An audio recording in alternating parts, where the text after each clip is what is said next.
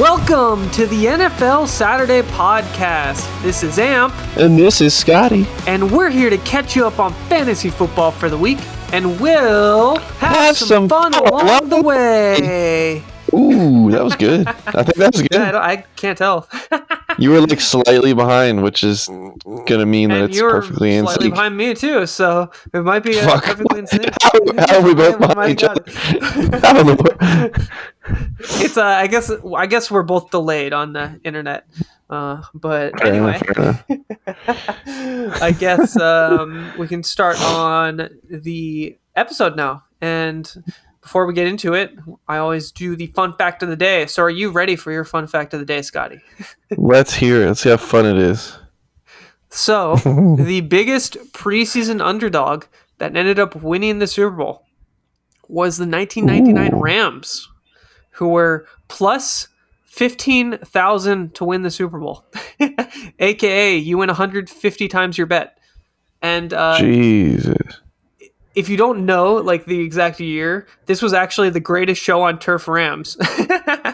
So it's kind of funny that they had terrible odds preseason because they had especially worse odds to how win. they just took over.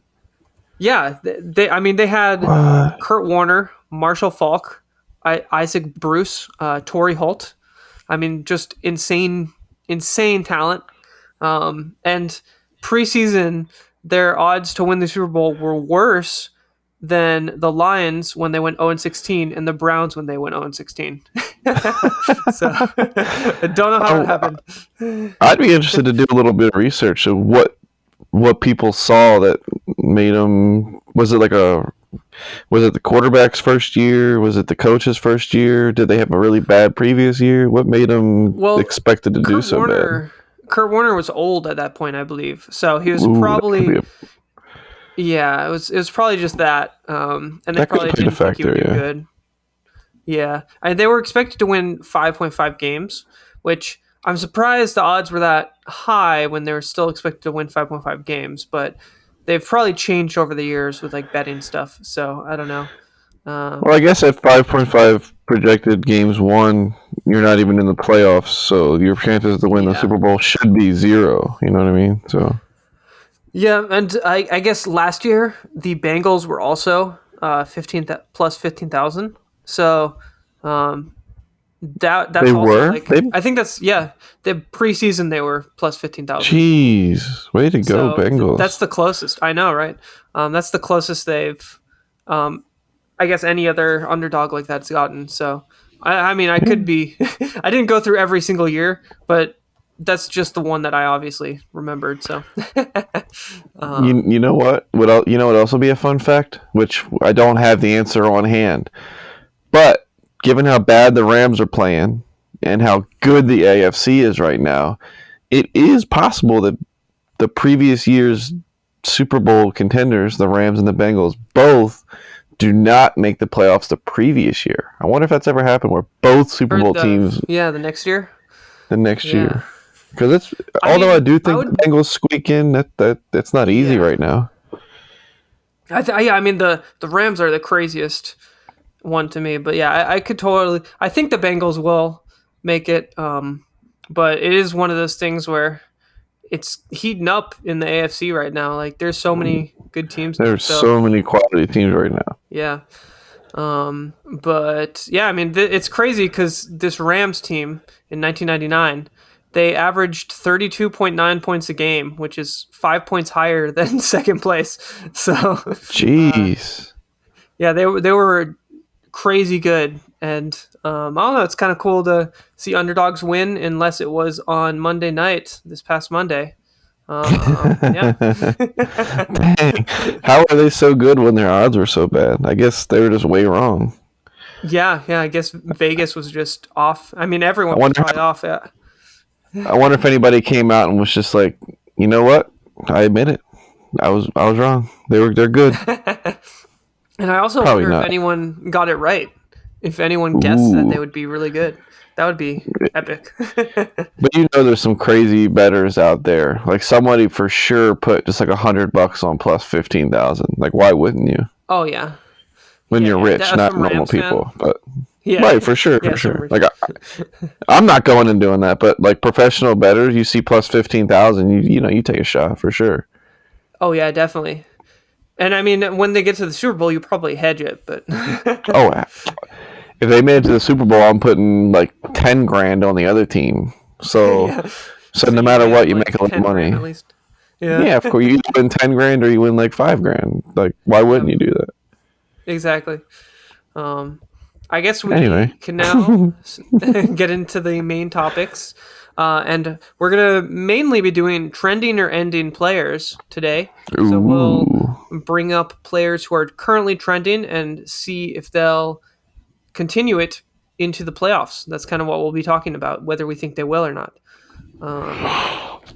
But I guess we should talk about our betting challenge first. And Scotty Ooh, is kind of crushing do me you right need now. do you need the updated numbers? Yeah, you're up what? How much? I'm at 154,000. I am at 120,000, so it's not bad, but It's not terrible. It's just one good bet away. One good bet. yeah, and that's the other thing. So we have a couple new features because we didn't want it to suddenly end like it did before. So we're doing a Sorry. betting limit. You can only do 3 bets a day, and the max bet is now 10K. So you can only bet 5 or 10K, or 5 to 10K, I guess. But that's the first change. So Scotty can't tilt anymore. That is true. And so far, I mean, it's been working. You've been crushing it, so good on you. And then I guess It's working. the second fun change we're doing is we're doing a one free 5K bet per week, but the 5K bet has to pay out $1 million. So it has to be a crazy parlay. So yeah, it's gonna be fun. How close were you on your? Because we did this on Monday, was our first time doing it, and I went 3 for 6 on my parlay. What did you go? I went about the same. Mine required 9 because I tried to make it at least practical with mostly favorites. So 4 out of 9, which is not even half. Awful. Yeah, and but I have hopefully it'll get better. Yeah, hopefully. And we both did one this weekend on Sunday for football. Did you did just football, right? You didn't do hockey, or did you do hockey? I could double check. I believe this time I just snuck in all football. I mostly did the Ravens game. I think 4 out of 8 of mine are just from the Ravens because I fully expect the Panthers to get whooped. Yeah. Probably. Yeah, so all football this time. Yeah, mine, I have 6 things, and you have 7, right? Or is it 8 for you? 8.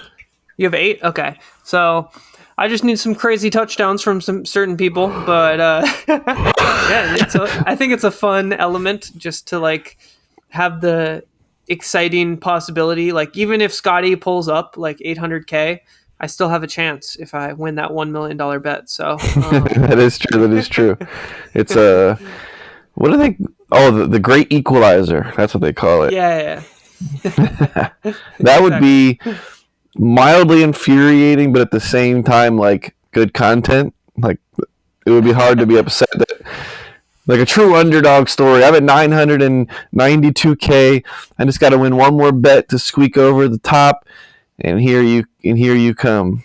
And the football game ends before the hockey game, so you technically got your money first, so you win. It would truly come down to the wire. That'd be funny. Oh, that would be brutal. If we tied, like your $1 million bet hit at the same time, my bet to put me over a million hit. Oh, that would be funny. Like the same catch or something. How do you set it? Just call it a tie and start over. Who puts it in the document quicker? Go. Oh, Jesus. All right, and for everybody listening, I'm about to play Aiden's favorite sound in the world. He doesn't know I know this, but I'm going to do it. Your favorite sound in the world. You ready? Okay. A Coke, opening a Coke. Right. Yeah, I don't drink out of cans anymore though. So it's a You different think sound. bottle tastes better than Coke? Yeah, it does. But can we agree that tap, bottle, and can all taste different? Yeah, they do. You can Okay. definitely. It's only addicts can tell. It's an addiction thing. You know, that's funny because I've had this conversation with people before and they say, no, it tastes the same. And I just go crazy. I cannot drink Coke out of a bottle. Yeah. It does not taste anywhere near the same to me as it does coming out of the can. I don't know why. It definitely All right, does. anyway. And yeah, anyway. Edit that Back out. into the next topic. That was a complete sidetrack. I might just cut that all out. Who knows? We'll see. What's your Rushmore favorite sounds? Anyway, it's time for your Mr. Unlimited. moment of the week. I love it. So, this one was actually brought to me by Scotty. He actually let me know about this. And then I looked it up and fact checked it. And it seems like it's true. And that is that Russell Wilson still uses the Seahawks audibles, which his teammates obviously don't know. So they're just standing around confused. And I just thought this was hilarious if this is true. And it did seem like multiple people were talking about this. So seems pretty accurate. Any thoughts on this, Scotty? For the sake of the hilarity of the story, I want it to be true so bad. You've been on the team for over 10 weeks now. How are you? Apparently, it's just once or twice. Every once in a while, he gets like caught up in the moment, trying to audible as the clock runs out, and he panics and uses like the wrong call. But you've been there for 3-4 months now. You should have that way out of your system by now. Oh, yeah, definitely. It is so hilarious. I mean, the source, it seemed like the source was an ex-Broncos lineman who, had heard from his, old lineman friends, I guess. So it seems like the source is reliable, but either way, it's a hilarious story and very Russell Wilson-esque if it is true. So I believe it. Completely within his character. It's wild that we can have one of these every week. Yeah. He does something every week that we have to talk about it. I mean, Yeah, what's wrong with crazy. this guy? What's wrong with this guy? Anyway, I guess it's now time for story time. Last week, there was a tragedy in multiple parts. I'm in 2 Yahoo leagues, and both have Philadelphia defense. So, I got to support my favorite team, Philadelphia. Gotta support them, and it's easy to do that with their defense, and their defense has been really good. So, definitely playing them every week. And they played Monday last week, so I knew it could come down to Monday night. And the Eagles were playing Washington, who good matchup. They might get a lot of points. I could come back or just secure the victory. In one of the leagues, I was projected to lose by 50 on Sunday night. So essentially, I stopped paying attention. I was like, you know what? I already lost it. I'm not even going to look at it. Just focus on the game that I have a chance of winning. And that was my other Yahoo lineup where I was down by 8.5 points with Philadelphia defense. And that was the only player on either of our teams. So I just needed 9 points, Scotty. That's all I needed. The Eagles. How many points did they get? The Eagles defense ended up with 7 points. Oh. And lost the game. So now I had to watch my team lose. And I had to lose my fantasy game. It was hard. It was a hard moment. I also had 3 receivers on my bench that if I started any 3 of them, I would have won the game. Literally, all 3 of them were the highest scoring receivers on my team. If I started any 3 of them. And there was some... I shouldn't have started Josh Palmer. That is on me. That's fair. But any of them. If I started any of them, or if the Eagles defense got 2 more points, I would have won. So I was tilted. And then Monday night, I was like, let me check my other league, the one that I thought I lost by like 50 points. I check it, and I also lost by 1.5 points. So in both leagues with Philadelphia defense, I lost by 1.5 points. How did you make up the 50 points? I didn't fully understand at the moment, but it seemed just like his players did terrible. So I didn't really make it up because I was like, I don't have any players left really. I'm almost certainly going to lose this. I'm just not going to pay attention. And then he had AJ Brown, and I don't know who else he had, but essentially he didn't have anyone good. So I thought I just lost, but I didn't. I lost by 1.5 points. So if the Eagles got a pick, if they got 2 more sacks, I would have won both my games. Jeez Yay. Louise. And they've been getting multiple turnovers every game. They're like averaging over 2 turnovers a game. So that's just like a normal expectation. God, man. Yeah. And I mean, 7 points isn't bad in a loss either. Like, I think if they win the game, they would have got 9 points. So it was a tragedy for me because I lost both my matchups and my favorite team loses their first game to a rival. So it was pretty brutal. But that's not the end of story time. We have another story to tell. And does this story, Scotty, end on a happy note? I guess you have to be the one to share it. Ooh, my story, and it starts off frustrating, but it ends happy. Because in my league, I was projected to win comfortably. I had Christian McCaffrey left.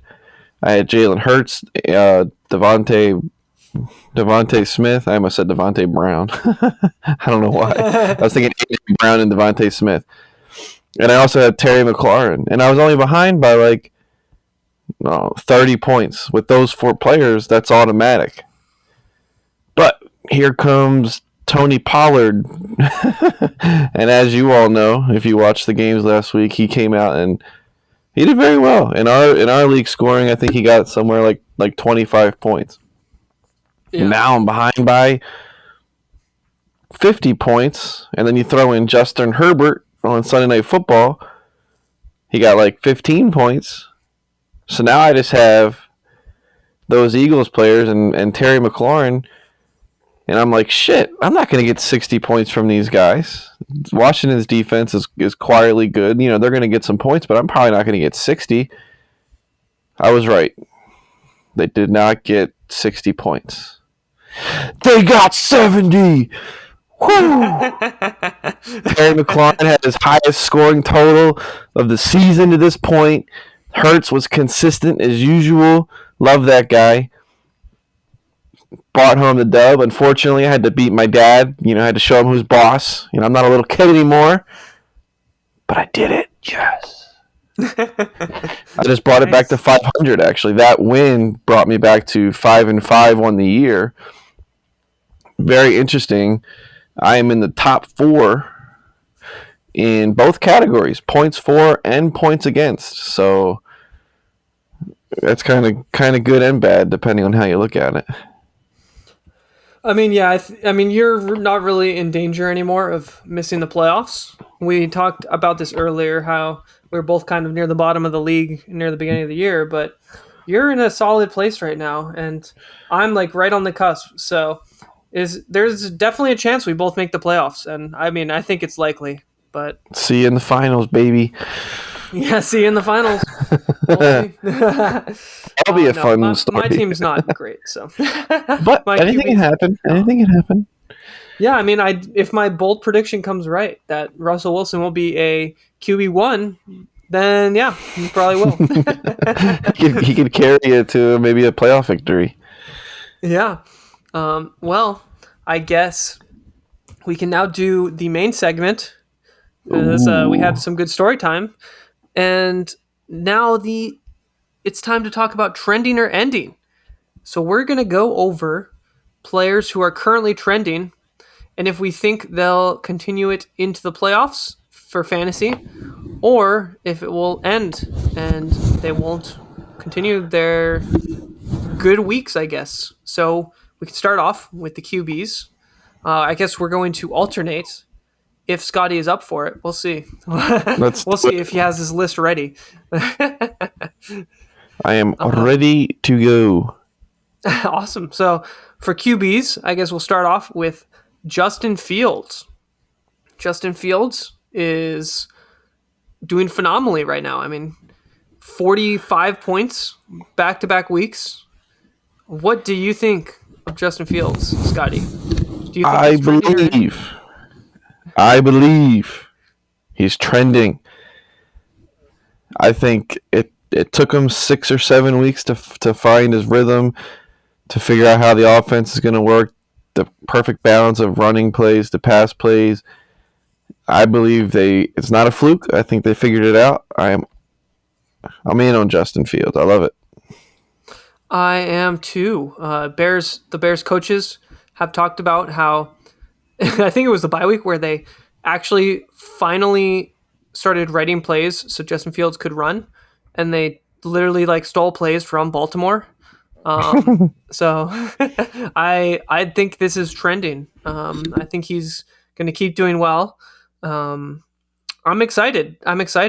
I have him in fantasy, and I think he's going to do really well. And I'm not worried about his tougher matchups either. It seems like he has a flexibility in those matchups to run more. I think he plays Buffalo and Philly in the playoffs. And honestly, that might be good, because if the Bills and Eagles score a bunch, he's going to have to come back and run a ton. So I'm not that worried. I think he's kind of one of those immune to tough matchups people. I don't know. What do you think? Do you think that's also true? I don't know if I would. I think he definitely can be rattled. I think he's still young. They're still just clicking into this newfound positive offense. I wouldn't say that I agree he's immune, but I can see what you're saying. If they've found a way for him to be able to do both sides, that does make sense. Let's just see how he handles adversity. Yeah, I guess I was more calling back to Dallas. It's I think that was 3 weeks ago where he got 26 points against Dallas. Yeah, he's still got 28, 29 points or something. Correct. Yeah, so I guess we will see if he can continue that against the Heart, because if the Bills and Eagles are probably both going to need a win at that point, so they're probably both going to game plan against him. So we'll kind of see once people start game planning against him what happens. True, yeah. which people didn't have to do previously at the beginning of the season. Yeah. The whole thing was he's only attempting 18 passes a game, and he was super one-dimensional. So if you could shut down the run game, you beat the Bears. Now, that's not the case anymore. So I think you're more right than I'm giving you credit for. Actually, I'll lean towards your side. Awesome. I think he's good. I think he's good enough now, the way they figured out the offense, that he can make it happen. All right, I'll give you credit for that. Yeah. Sweet. So I guess we're both on the trending side. Do you want to go over the next QB? The next quarterback on our list, Ryan Tannehill. Past couple weeks, close games. I don't believe it. You don't believe it? You think he's ending? I'm not on board. I still think that's Derrick Henry's team. The offense more revolves through him than it does Tannehill. Yeah. I'm going to go ending. And I think that's fair. He's gotten 20 plus points the last 2 weeks. I don't think that continues. I don't. So I'm in agreement with you. I think this is an ending one. Yeah, I don't think he's going to continue. I don't think he can. I personally think that if defense is focused on Derrick Henry, Ryan Tannehill does seem like he can have these good games, but I think defenses will probably figure him out. I think that's one thing that I think moving forward. I'm worried about them figuring out Ryan Tannehill. Well, I'm not as worried about Justin Fields. So I'm in agreement with you that Ryan Tannehill is ending. All right. So I guess we can't always agree. We can't always agree. We got to argue some more. We do. We're gonna disagree on some of the. I think the other positions we'll probably disagree on, because the third one is Dak Prescott, who has been fairly solid since he came back. Any thoughts on Dak? He did well versus two teams that we don't hold in high regards defensively currently. So I'm not sure. Yeah. Sample size is small.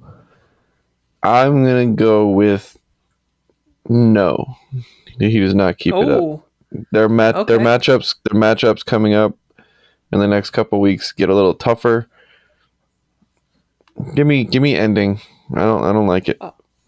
Nice. Okay. So we do have a disagreement because I actually think he's trending. I think he will keep it up. I don't think he'll be near the top 5 in quarterbacks, but I do think he'll be a QB1. So in that top 12 range, and I think he'll be startable. I think you can start him probably rest of season. But do you think? I would prefer if you were right, but I don't think. I think he will continue. Do you think come fantasy playoff time that he's putting up, 25 points a game? Do you think he can 20 do to 25? I think he can do that. I think he's around that area, and that's kind of what you want with a QB like him. You're not really expecting like the league winning type performance, but you just want, if your opponent does have an elite QB, you want to like put up enough points where the rest of your players can like compete, So that's kind of what I think he'll be. But I mean, if it does seem like you think he's ending, so I don't know. Exciting debate here. I guess I could say, let's just say you make it to the semifinals of your fantasy playoffs. Yeah. Are you starting Dak against Philadelphia's defense? No, right? I mean, I think if you're at that point, probably yes. They are in Dallas. True. It would be a Dallas home game. And I think overall, I don't know, it definitely is a hard choice. But you probably would. But it would be a risky start. It's like one of those ones where it could go sideways real quick and you could not get many points at all. So I think it really depends on how the Eagles' rushing defense improves or gets worse. Like what's going to happen? Because the Eagles have had a lot of injuries, so I think it's one of those things where kind of wait and see, but you're probably starting Dak in that spot. You guys, Eagles did just sign Ndamukong Suh. Oh, that could make a difference. Yeah, hopefully. And hopefully some of the injured players get healthy. We'll see. I guess we can move over to wide receivers, though, now. Yeah, I was going to say, we're switching positions now. Yeah, we are. And I guess you can go over the first wide receiver, since I just did Dak. Let's do Christian Kirk. Christian Kirk? He's a very interesting one for me, because the first couple weeks of the year, when we're all still kind of wondering why the hell Jacksonville paid him so much money, he came out and he had 3 fantastic weeks the first couple of games of the year. Yeah. And then he died for about 6 weeks. We didn't see him do much of anything. But these past 2 weeks, he's back at 55 fantasy points in 2 games. Yeah, exactly. So, give me ending. I think he's too inconsistent. Yeah. I'm in agreement. I think he's still going to be inconsistent. I think in PPR, you do have the upside from like the last 2 weeks, but it's so risky to play him Like, he's probably going to have a couple bad weeks, and then you'll bench him, and then he'll have a good week. So I overall just think but he's it does happen. Yeah, he does. He so does play Dallas and the Jets in the fantasy playoffs, which the matchups could definitely be better. Yeah, especially the Jets are looking a lot better. So, oh my God, yeah, I'm definitely I'm gonna go ending. I guess I can do the next one, which is another Cowboy, and that's CeeDee Lamb. Ooh. So, overall, what do you think of CeeDee Lamb? Is he trending or ending? Jeez Louise. I did not realize he had 41 points versus Green Bay. Yeah, I guess I can go first because I personally think he is trending with Dak. I'll match my Dak Prescott trending. He had 41 and 18 points in the last 2 weeks with Dak, and I think overall he's probably going to continue. It seems like with Dak, he just is that target. So what do you think? Do you think with Dak he'll be consistent now? I cannot disagree with you. It cannot be a coincidence that Dak came back and all of a sudden he had his two best weeks since Dak had been out. So that's got to be trending. He has to be able to keep that up. Okay, they have a good connection. I'll go trending on that. I did not realize he had 41 points last week. 11 catches for 150 yards and 2 touchdowns. My goodness. Yeah, he went. If he can keep that up, that'd be great. Yeah, definitely. Well, I guess not great for my fandom, but yes, it would be great. Fantasy football, you get it. Yeah. I guess you can go next if you want to. I can. Surprising if you go with the pick that I think you're going to say. Well, I'm gonna go in order with what we have. Okay, so with what we have written down here, I was just pretending last time. We have Paris Campbell. Yeah. Who has been so unbelievably inconsistent, but he did finally have a good game when Matt Ryan came back. That was going to be my thing. Is that the reason I even have him here? He's only had one good week last week, but all of his good games have come with Matt Ryan. And before Matt Ryan got benched, he had 2 good games with Matt Ryan and then 2 bad games with Sam Ehlinger. Okay. I don't know. Well, I think it's Ehlinger. But and now that once Matt Ryan came back last week, he did really well. So I personally think he's trending. This might be a surprise to you. But I think he's going to continue this if Matt Ryan is playing. The even more surprising thing would be that I'm going to agree with you. I'm going to tell you why. I believe in Jeff Saturday, man. And I'm not ready for Matt Ryan to retire. So all that would mean that Paris Campbell keeps doing well. I mean, I think Pittman's still like their preferred wide receiver 1, but sometimes the wide receiver 1 gets blanketed. Give me Paris Campbell. Give me trending. I have hope. Awesome. I guess as the hosts of the NFL Saturday podcast, we have to be fans of Jeff Saturday. So we're obligated to go trending on Paris Campbell. I just love the story. I'm a big fan of the underdog story. So just bringing in a guy with no coaching experience, and then he won his first game after making fun of the team he happened to be playing first. I love the story. They're not going to make the playoffs. They're not going to do anything like that, but I think the story's fun. I like the Colts right now. I just like the story. Did you hear that they forced him to give away his team? The commissioner of the fantasy football league he was in forced him to give away the team. No, but he no longer has Devontae Adams. We did foreshadow that. Well, we guessed it. I guess I'll say we pretty much knew that was coming. Yeah. Wow. I wonder if his team was doing well. If his team's in last place, he just gives it up. Like yeah, sure. I don't want this crap team anyway. Take it. Exactly. Well, I guess the last wide receiver we have on the list is going to be Christian Watson. who we only really have him on this list because of what happened Thursday. But 2 weeks in a row with 3 touchdowns and then 2 touchdowns. He has been going insane.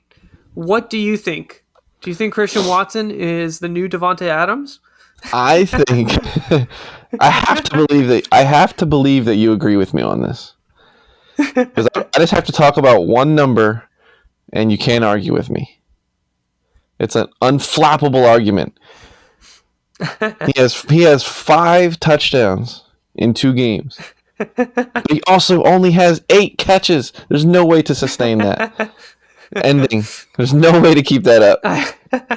No, I agree. Ending. I mean, his first touchdown on Thursday too was, oh no, it was pretty ridiculous. It was on a penalty. Rodgers just threw it up. I think he is ending as well. He has been dropping passes, not as bad as Allen Lazard on Thursday, but he's dropped some key passes too. I don't think he can keep it up. Romeo Doubs is still hurt.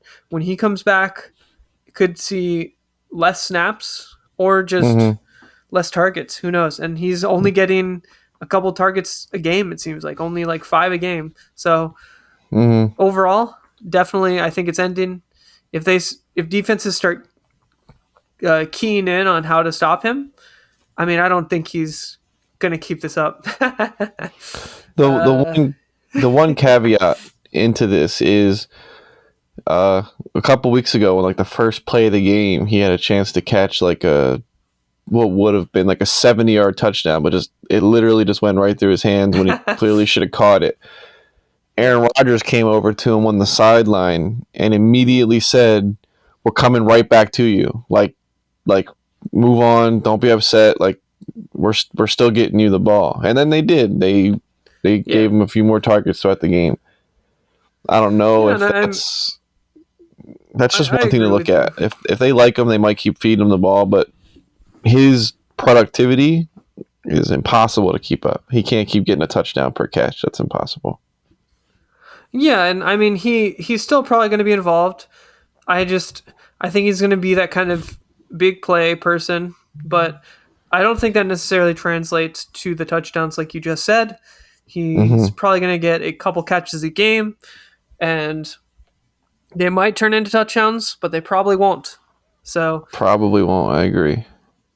Yeah, that's kind of what I'm thinking. Okay. So yeah, glad we're all both on the ending side of that. That one was easy. That one was easy. That one was easy. What do you want to go to running backs now? You can. Ooh, we can do tight ends or we can do running backs. Yeah, we can do running backs because this one is actually pretty important to me. Just kidding. He's not. I was thinking of someone else. You thought he was still on the Niners, huh? I looked at it too quickly and looked at it wrong. Jeff Wilson. Yeah. So I'm not excited about any of the running backs I'm looking at his numbers, and obviously, getting 17 rushes in a game is obviously something I shouldn't overlook. But do they keep that up? I think before that was you make your decision, I do want to point out that in his 2 weeks in Miami, he got 16 points the first week when he didn't really know the offense fully, and then 25 points last week. Do you think this is something that could continue? Here's the thing. I guess that's the main question. I think he only got that many rushes last week because they were just destroying Cleveland and they were just killing clock. Fair. But it did seem like every time he touched the ball, he was getting like 5-6 plus yards. No, I'm gonna boldly predict that Mr. Jeff Wilson Jr. does not keep it up. All right, I guess another disagreement, a good sign that we have something we disagree on. Because I am going to say Jeff Wilson is trending. I think he will continue this. I think he'll continue this kind of probably throughout the year. I think he could take the lead back. It doesn't seem like Raheem Mostert is capable of having a full workload. And it seems like Jeff Wilson definitely more is. I think the scheme is really good. They have so much speed and talent just on the team that even if he doesn't get the volume, he's still going to have the quality carries. And I think he's trending because of that. So interesting. I can't say that you didn't say anything crazy, so I can't argue with you. Yeah, I guess it is just a small debate. Not really crazy passionate against Jeff Wilson, I guess. No, right. So the second running back we have is Kenyon Drake of the Baltimore Ravens, your own Baltimore Ravens, who recently got 16 points and then 24 points the week before, or the week after. So last week, 24 points. Well, the week before the bye. So what do you think? Do you think Kenyon Drake will continue as a lead back and trend, or do you think he will end and it will be more of a committee? Or he just isn't good? I want to say ending because Gus Edwards comes back and immediately gets to be the number one guy. But then he also immediately went down again and missed a couple weeks. Yeah. That being said, when Gus Edwards came back and had his good game, Kenyon Drake had 0.5 points. He did get 11 rush attempts, but at the same time, Gus Edwards got like 20 fantasy points. All Kenyon Drake could muster up was 5 yards. So if Edwards comes back at any capacity and they become a committee, he can't possibly keep it up. I'm a Ravens fan. They don't need him to necessarily win games. They have other ways. So I don't think it hurts the team to say that I don't think he can keep it up. Yeah, I think he's ending as well. I think that's every point you just kind of made. I agree with. I mean, I don't think he'll be the lead back. I think it will be a committee. So, yep, I'm on the ending side as well. Woo! We're going to go into the last running back. Senor Rachaad White. Oh, man. He's a tricky one because I hate Tampa Bay. I don't think I can be impartial. Do you think the Tampa Bay Buccaneers are back? Because Brady is 2-0 since he got divorced. Since the divorce. I saw that was so funny. So, what do you think? What I think is that White got over 100 yards and still only had 13 points, which is like the exact minimum. Because you get 13 points for getting 100 yards. So he literally had no catches, no touchdowns. There's not very many running backs in the game right now. Maybe like Nick Chubb that produce an unbelievable amount of points off of pure rushing, no receiving touches. I don't think that's a thing anymore. So I want to say he can't keep it up. All right, good. Another disagreement because I think Rachaad White is trending. I'm going to shock you with this one. I think he is slowly taking the role from Leonard Fournette. And I think while the points aren't there yet, I think those will come as he kind of integrates more into the offense. It does seem like the Buccaneers are clicking more on offense now. They've had red zone struggles. They haven't been getting any touchdowns, and I think that's going to change. I think Rachaad White could help them in that area. And I just overall, I think he's going to slowly take over the role, and I don't think he'll be an elite running back, but I think he will be a solid start by the end of the year during the playoffs especially. So okay, that's what I think. But I'm not as big a believer in Tampa Bay, but yeah, man, I'm surprised to hear you give praise to an NFC team, a potential opponent for your Eagles, man.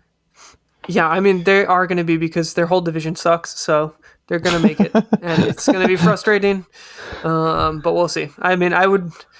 I'd Unless the Falcons figure something out. But yeah, it seems like they're going to make it. So I guess the next position we will go over is tight ends, the last position. And we're going to talk about your favorite player, aren't we? Well, yes, my very favorite player, Cole Kmet. You have been telling me about this guy since the beginning of the year, and I was like, why does he drafted like? him. And I was like, why does he like this guy so much? Like, what don't I know? But these past 3 weeks, I've seen what you know. 5 touchdowns in 3 weeks. The dude is on fire.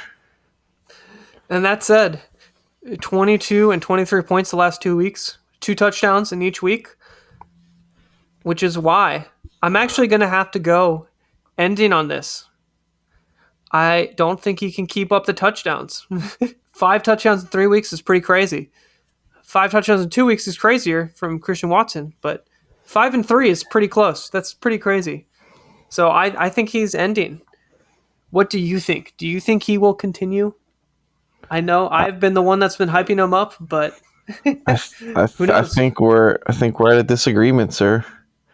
Yeah, I'm looking at- I got you on board with Cole Kmet.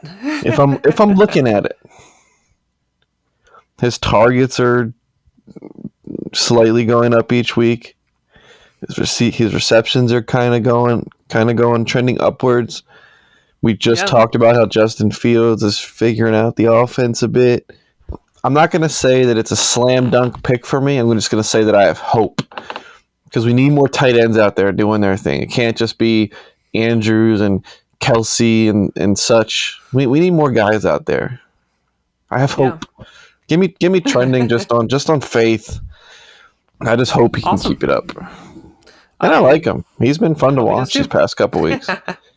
Yeah, the touchdowns, the long plays, it's exciting to watch. I do think it's a little different than Watson with like a touchdown per catch sort of situation. You know, he's getting 6 and 7 targets a game. He's mostly catching all of his passes. He's not dropping very many. He is a tight end, so I just have hope. Yeah, and we all know Chase Claypool's not going to do anything, so we need Kmet to show up. Besides this week, he might, so we'll see.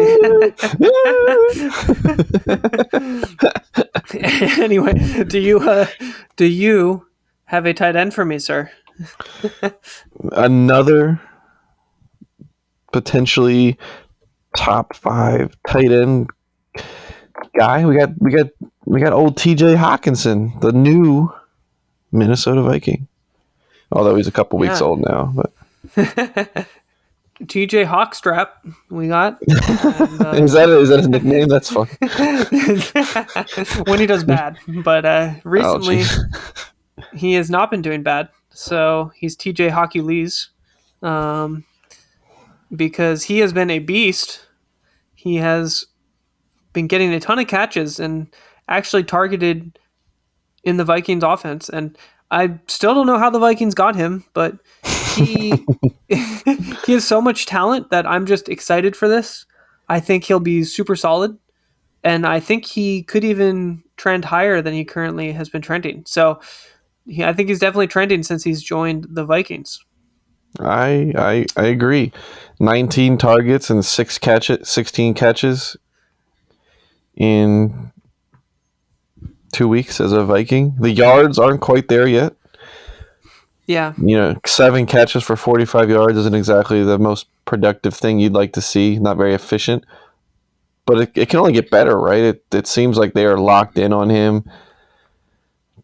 I'm with it. Give me TJ Hawkinson trending. I hope he keeps doing well. I'm happy for the guy to get out of Detroit. Everybody who leaves Detroit seems to do well. That's just funny.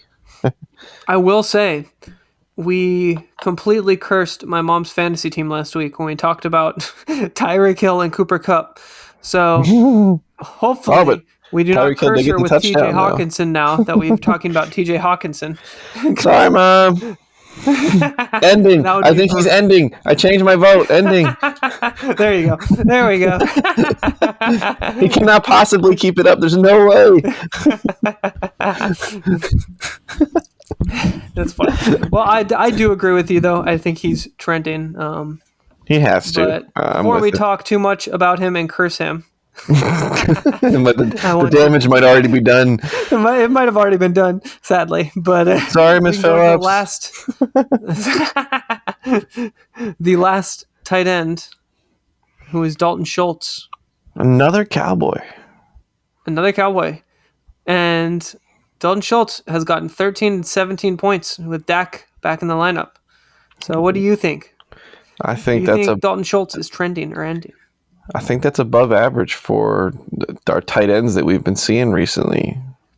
Even if he could just keep up like 14, 15 points a game, I think the way the tight end position works, you'd be happy to have those points. That being said, do I think he could do that? Man, that's hard to say because I said ending on Dak, and I said trending on CD, which doesn't really flow. give me,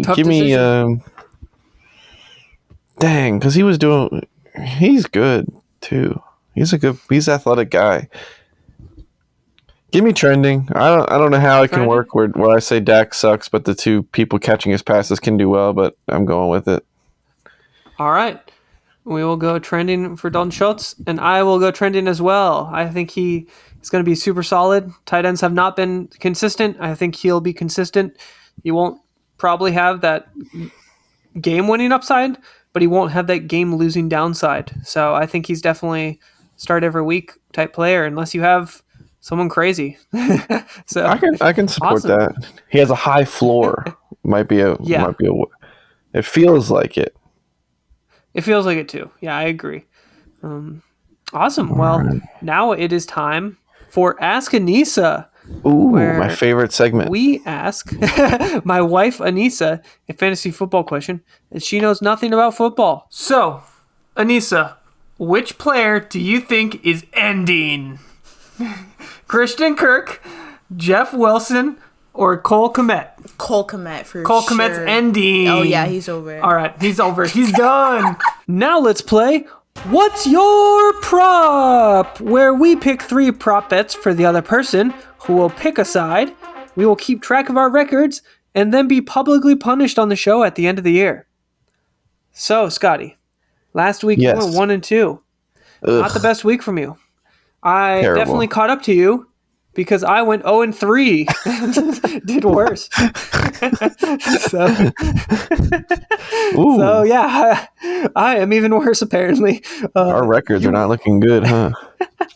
Well, you're 8 and 7 still, so you're doing fine. I'm above 500.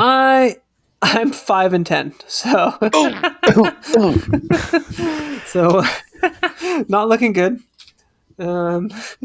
But I think I have some fun picks for you. I think I'm going to win some props this week based on your prediction. Okay. You think you're going to catch up, huh? I think I'm going to catch up. I think you're at least not going to do good this week.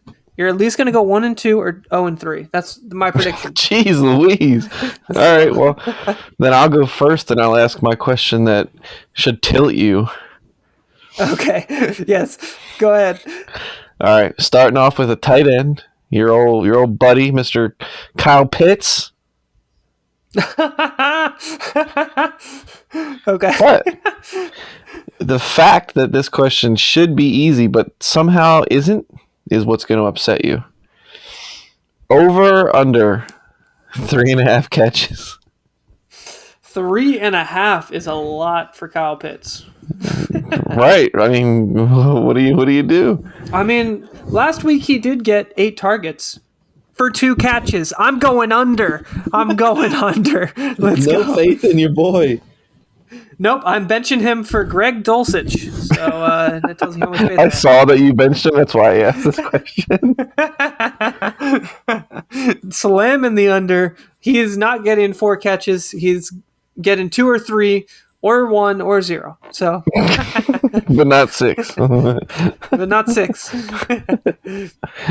All right, man. I mean, I hope you're wrong. Are you ready to be wrong on your first prop bet? Well, what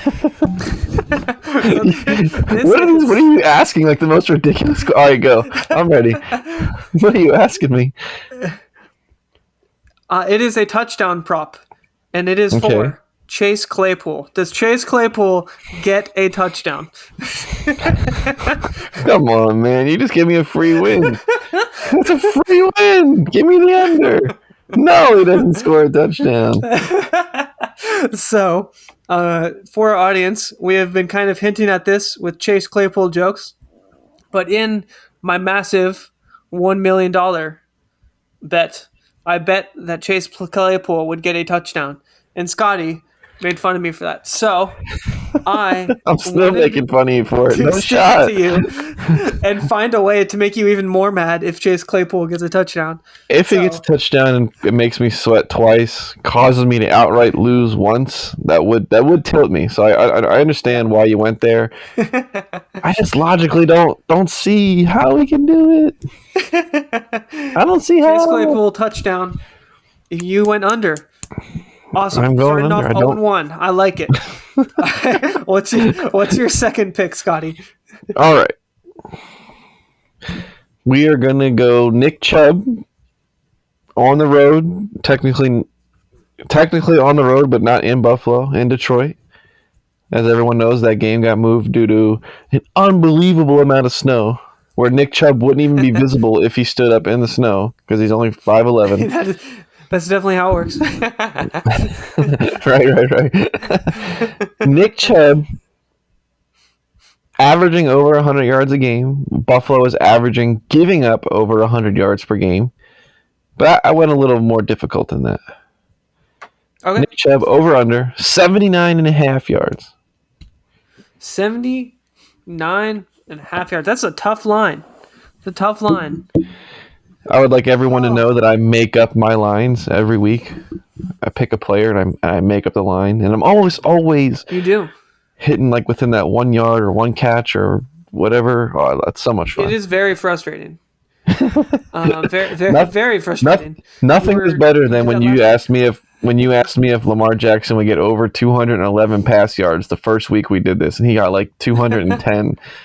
Like the accuracy on that was unbelievable. That was pretty crazy. All right, Chubb 79.5. Rush yards only. Oh, rush yards only. Yeah, Not that he catches rush yards passes, only? but he doesn't catch passes. Okay. But 79.5. I'm gonna have to go under. I gotta go the under. Buffalo's defense has been good. They're playing in a dome, so I don't think they're gonna be running as much. They're gonna try to catch up by throwing it. So I think I'm gonna go under 79.5. under 79.5. Okay, let's hear your next unbelievable question. This won't be unbelievable, but does Cordero Patterson get a touchdown? See, I finally had faith in him the past couple weeks and thought that he would get touchdowns, and he let me down. Exactly. So what do I do this week now that I have to actually pick him? They do play the Bears. They do play the Bears in Atlanta. Yeah. You know what?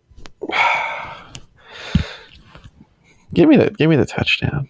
For some reason, I don't like touchdown, Scotty thinks he gets a touchdown. All right. it. It just feels like one of the ones where I'm just going to get it wrong no matter which side I pick. So I might as well just be I like the trend on the optimistic side. So give me the nice. So I guess what is your last prop bet? I've asked you this one before, and I believe we got it wrong. But this.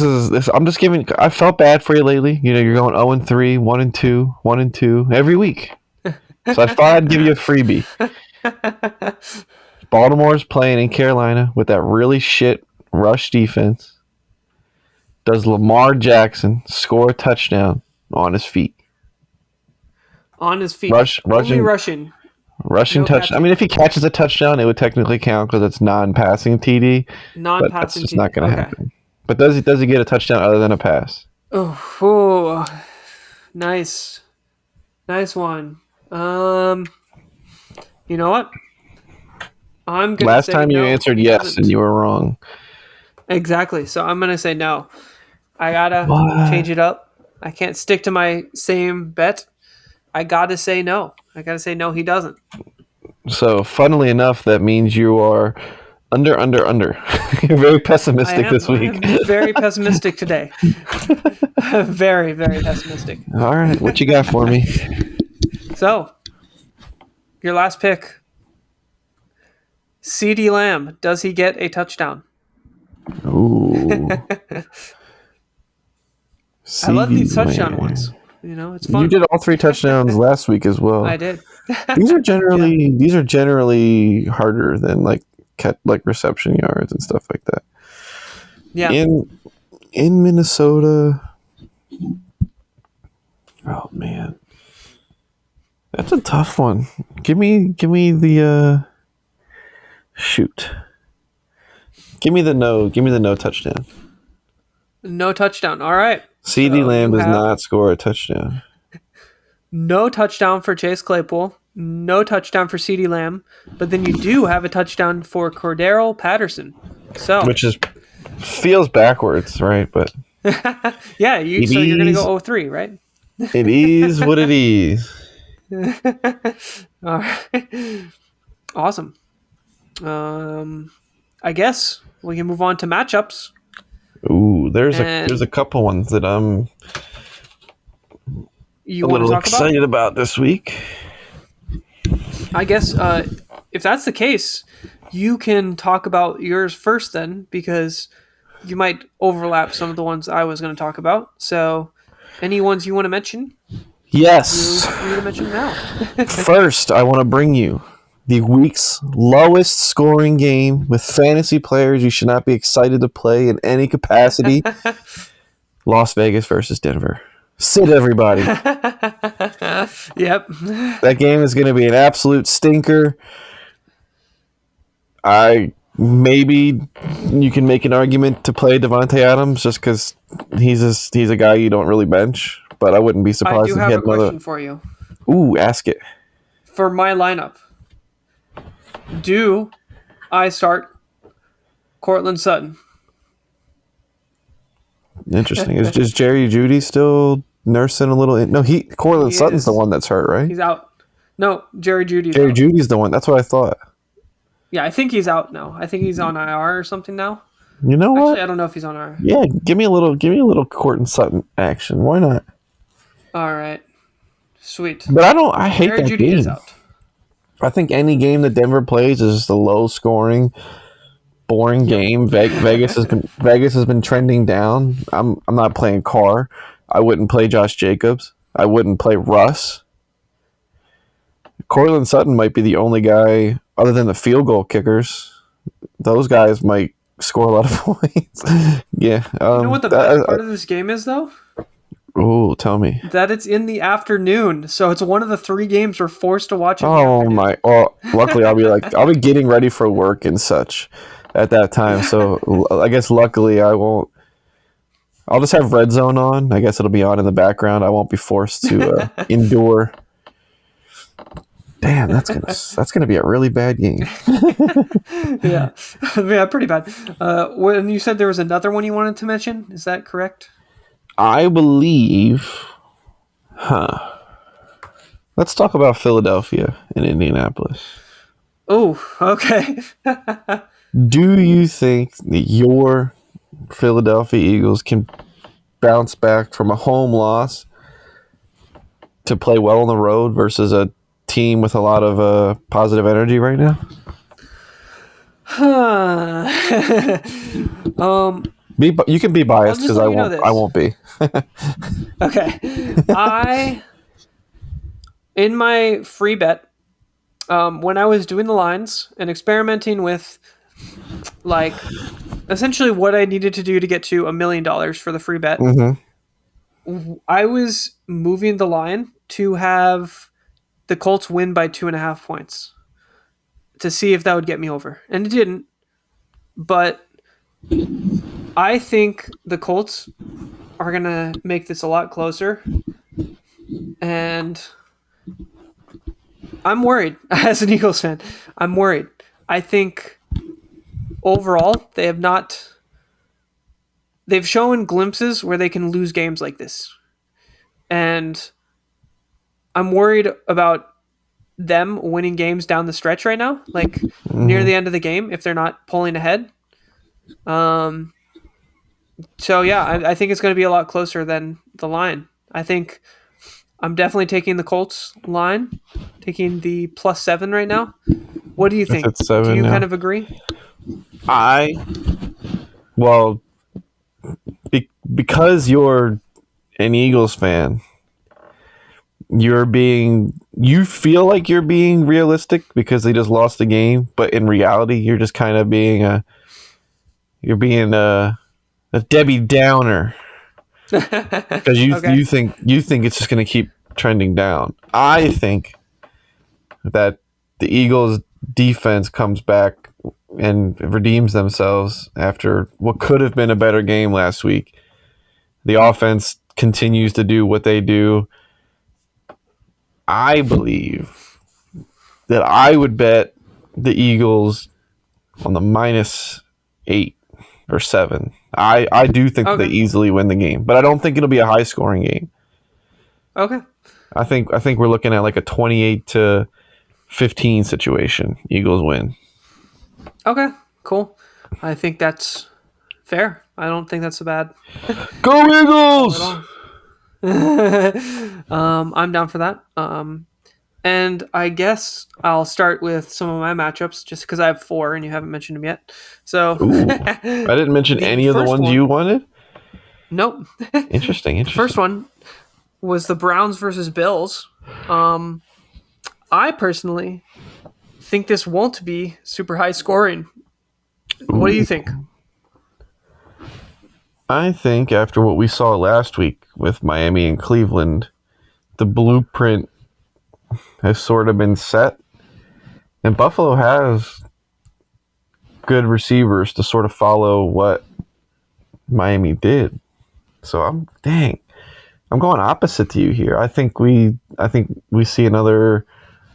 Well, I guess it doesn't necessarily have to be high scoring, but I do think we see a Buffalo blowout handily. Fair. All right. I'm interesting. And because I think the late travel will actually hurt them.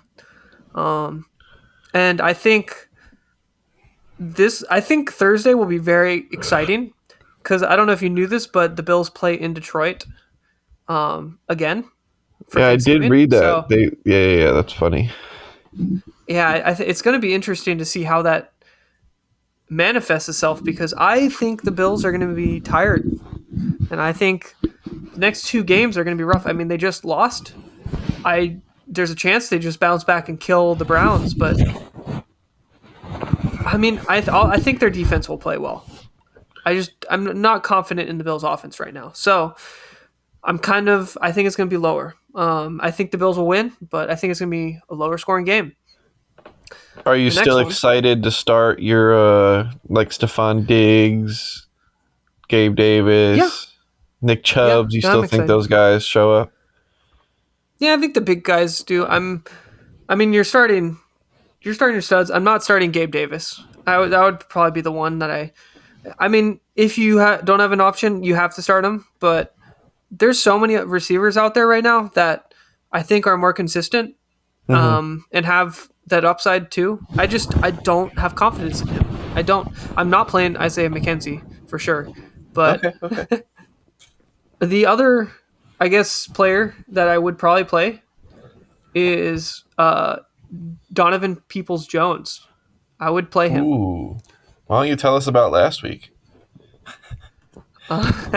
when you had him in your lineup and took him out at the last second. I did. I still won that game though. Hell yeah. But to be fair, it was definitely very stressful because I took him out. That said, Amari Cooper has been terrible on the road. I think he's Okay. averaging 4 points a game on the road. He's averaging Jeez. 2 catches or something. Wow. And he's averaging 15 more points at home. So, yeah, there's a chance I might not start Amari Cooper. I mean, I don't want to just go with trends. And normally I would say start your studs, but Amari Cooper is one of those players that I think this matchup and this week, I might just bench him. And it would just suck if he gets 30 points, but I think it's more likely he gets 5. Interesting. I haven't liked Amari Cooper for a while. He has like 1 or 2 like really good games where you're like, okay, maybe he's gonna do something, and then he kind of goes off the radar after. Yep.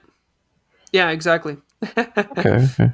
I do like that game. I do think Buffalo wins, but I agree that players traveling late or potentially not making it at all does make a difference for sure. Definitely. I guess the next game that I think will be I think this will be the second highest scoring game of the week. And Baltimore and that's the Carolina? Bears Falcons. Ooh, I thought you were laughing because it was Bears Baltimore. Falcons. No, I'm laughing because it's the Bears Falcons. What do you think? Bears Falcons. Well, since I did pick Cordero Patterson to get a touchdown. Chicago has proven that they're putting points up. They got 32 against Miami. They got 30 last week against Detroit. Yeah, it might even be the top scoring game of the week, depending on if the players show up or not. On paper, it does seem like it should be a huge, exciting game, back and forth, quick drives toward touchdowns, bang, bang. I'll be excited to watch that game for sure. Yeah, definitely. I don't know. I don't know if I'll be excited, but I'll definitely be paying attention to it. Fair. I will be excited to see all the Bears drives. Yeah, because Chase Claypool's totally going to score a touchdown. He is. I can't get over that. He's not going to score a touchdown. Atlanta. The third game that I wanted to talk about, though, okay, is it's a game that has much more relevant fantasy players, and that's the Cowboys Vikings. I don't know what to think about this game. I don't either. It's just funny. I think it's going to be one of those games where you think it's going to hit the under the whole time, and then it goes over the line right at the end. There's going to be 2 touchdowns in the last 5 minutes or something. That's what I think. This is one of the games where I keep looking at it, and I can see an argument for both sides winning. Yeah, me too. And somehow, I swear I'm not a hater, but even though Minnesota has now beaten Green Bay, and they just beat Buffalo, they're not only playing really bad teams, and they're 8-1, but for some reason, in my mind, they're still overrated. I think they're overrated, but I still think they're the favorite. I don't think they're overrated. I think their record is overrated. I don't think they should be 7-1, but I also think 8-1. I don't think they should be 8-1, but I do think that they're one of the best teams in the NFC because the NFC is trash right now. So bad. I think they're better than the Cowboys. But I think it is close. I think it's close. So I do agree. This is going to be a close game. I'm definitely not picking who I think is going to win. That's a bet. I'm never trying to pick who's going to win the game. The Vikings barely beat Detroit, barely beat the Saints, barely beat the Bears, barely beat the Dolphins, barely beat the Cardinals. Every team that they barely beat the Commanders, barely beat the Bills. It feels like every week we're talking about the Vikings barely won. They could just as easily be 0-9. They're in almost every single game they've won has been a 1-score game. I think except for week 1 against Green Bay. 7 of their 8 wins are 1-score games. They're not convincing enough for me. I'm still obviously always starting Dalvin Cook, Justin Jefferson, sometimes Thielen, depending on the defense on the other side. Yeah. And you're still starting, obviously, Dak. CD. You're still starting all those guys. Man, I think Dallas finally. I think Dallas. I know you don't like to hear it. I hope Dallas finally gets on the right side of a close game, so we can just see that Minnesota's capable of losing that one-score game. I just want to see that they're human. I really hope that the Vikings randomly win at the end of the game. I know you so do. We can keep up this are they actually good thing. It's what are they going to get? Are they going to get all the way to the Super Bowl with one-score games, and we still just don't know? Yeah, yeah, probably. I just think it's so funny to see them barely win these games, and that's kind of my thought process. I just think it's funny to see people continuously get mad that they win. I think that's the funniest part. I do think that an ability to win close games does say a lot of positive things about the team, that they're able to stay close and they're able to grind it out at the end, keep up the good play, even though it could be an exhausting close game. So that does say something good for them. It's something good for you is that the one team that they lost to that made them look stupid was the Philadelphia Eagles. So if you guys see them in the playoffs, that's something to look forward to. A potential rematch. Yeah, I do think the Vikings have gotten better. So I'm a little worried about that, but no, I totally agree. I think that game was I don't know, it's going to be a scary rematch. I'm not super confident we'll blow them out. I don't think it's going to be that easy, but no. We do have good cornerbacks, which helps, and we have hopefully our defensive line will be healthy. So yeah, I'm excited to see what the Vikings do.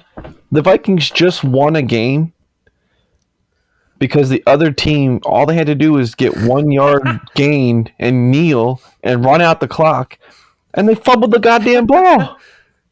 Yeah. How do you fumble the ball in victory formation? Minnesota shouldn't have lost that game. I have so many things to say about that game too, because I really do think that they should have got the touchdown. The Vikings, they should have got a touchdown earlier. There was I think it was Justin Jefferson caught it, and I think he scored a touchdown on that play, and they didn't give it to him. And overall, I just think there's so many bad calls by the refs. What was the other one? I forget what the other play was where the Vikings got screwed. Well, they were on the inch yard line, and Kirk Cousins appeared to get over the goal line. They said he was short, and they turned it over on downs. Yeah, that was one too. Overall, they're benefiting from a lot of luck and a lot of calls, I think. Yeah. A lot of stuff that's out of their control is helping them win games, which is wild.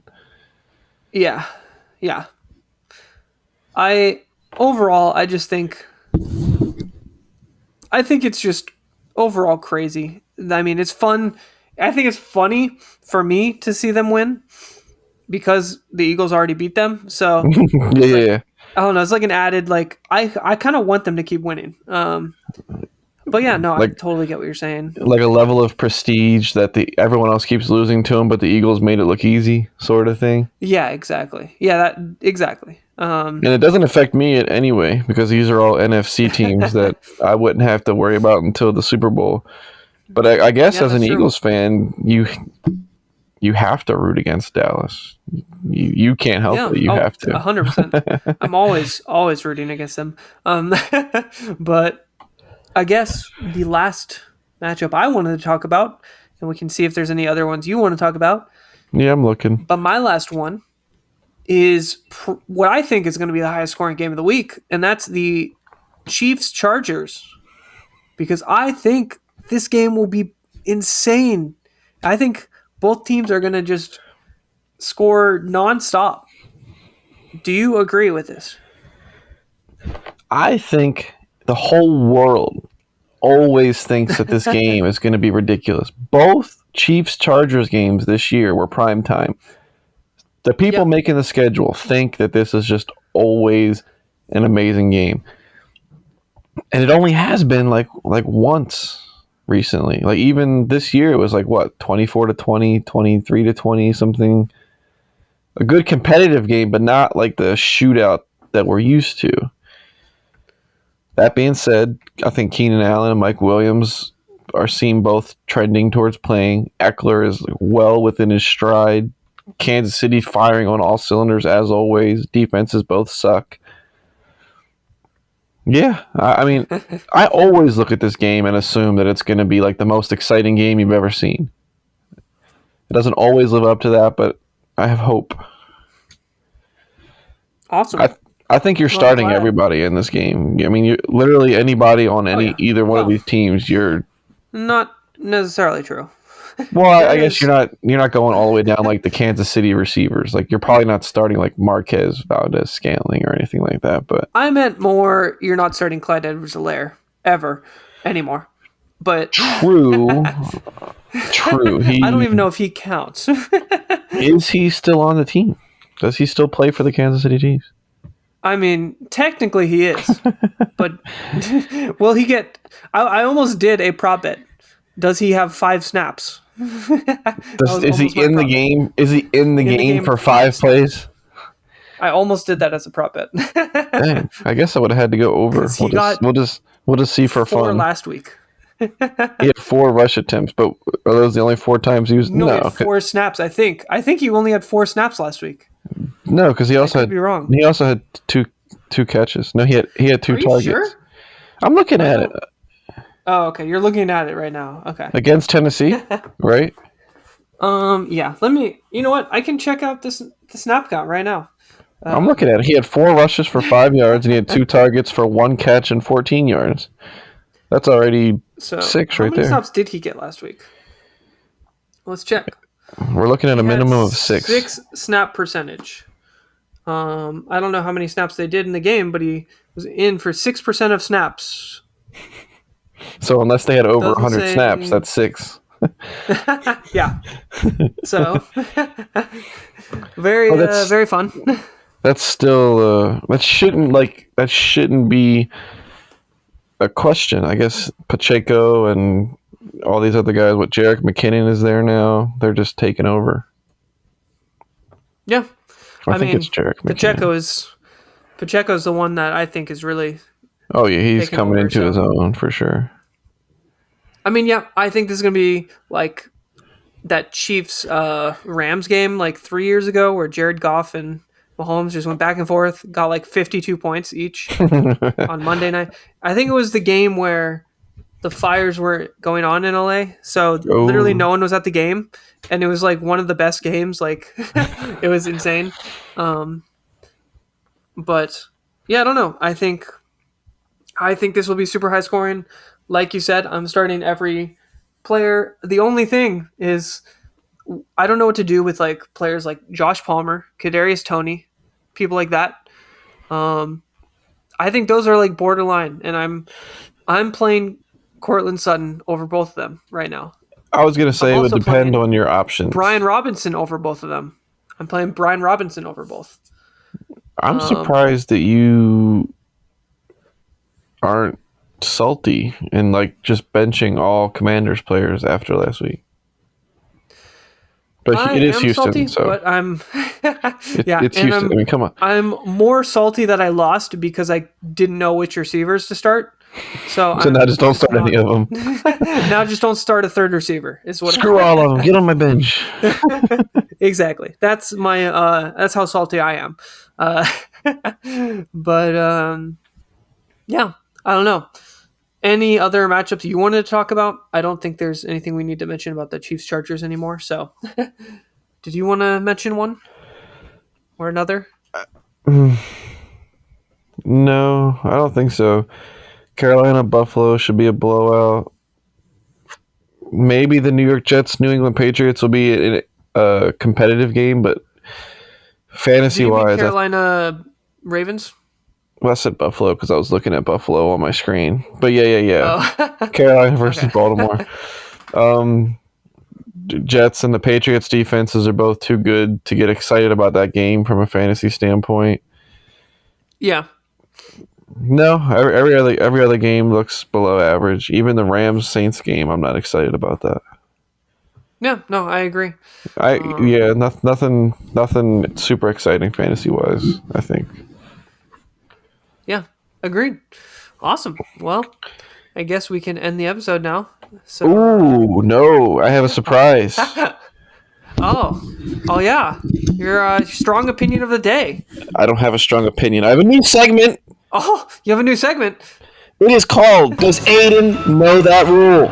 Where I mention a ridiculous rule that actually exists in the NFL, and you tell me if you knew that or not. All right, I'm ready. All right, you tell me how this play ends. A player is rushing the ball, running towards the end zone. As he's getting tackled, his helmet falls off, but he still makes it into the end zone. What is the result of the play? Oh, I think I could be wrong, but I think you take the ball back to where his helmet fell off. Ding, ding, ding! We have a winner. Aiden knows the rule. Woo! Doesn't it suck? The guy tries to tackle you, fails, but your helmet falls off. The touchdown doesn't count. So they used to let this play go on, but then defensive players were not being sensitive to the fact that the guy wasn't wearing a helmet, and they were still coming in like full speed, aiming for like the shoulders and the head and neck area. So they had to say that as soon as a helmet comes off, now whistles come from everywhere. Referees come in to break up the piles. The play is over immediately. They don't care if you scored or not. Isn't that crazy? Yeah, that is pretty crazy. And yes, I looked it up. There are tons of obscure rules. You just can't look them up. Don't cheat. I won't. But that said, do you have another surprise segment for me? I just made that up on the spot. That is so funny. I like that. I like it. You should definitely keep doing it. No, for sure. I looked it up. There's quite a few that I was like, wait a second, really? Yeah, okay. Awesome. Well, I guess it's time for your strong opinion of the day then. All right, let's hear it. That every stadium should have natural grass and a dome.